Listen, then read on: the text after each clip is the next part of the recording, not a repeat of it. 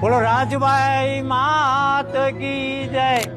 જરાડવા એટલે આ રાજલ નું ગામ, એટલે કે આપણે એ માટે તો કહી છીએ કે જરાડવા ગામ એ જ રાજલ ધામ। આ રાજલ ધામ જે રહ્યું એ ચારણોના નેસ ઉપરથી જરાડવા નામ પડેલું, ઈ જ ગામનું નામ, ઈ જ જરાડવા એટલે રાજલ ધામ। તુને માતા મનડા જે દી મુજાય મારા જી હો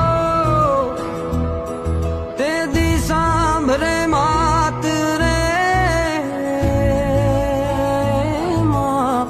જરાડવા ગામની અંદર ગામ વચ્ચે જે માતાજીનું જન્મસ્થળ છે ત્યાં માતાજીનો ચારણોનો નેસ હતો। માતાજી દિલ્હી ગયેલા, અકબર બાદશાહના રાજની અંદર જે નવરોજો રિવાજ ભરાતો હતો આ બંધ કરાવવા માટે મા રાજલે જન્મ લીધો।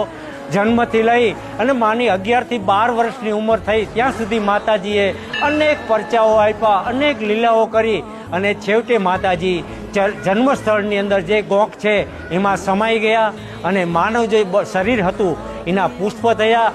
એ પુષ્પ હાલ જે આપણું મંદિર છે ત્યાં પધરાવ્યા, ત્યાં માતાજીએ મૂર્તિ સ્વરૂપે દર્શન આપ્યા। અહીં માતાજીની શ્રદ્ધા વિશ્વાસથી અનેક માણસોના કાર્ય થાય છે।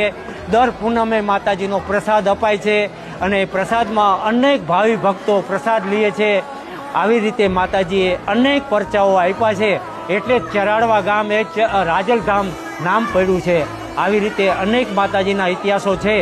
તો બોલો રાજભાઈ માત કી જય।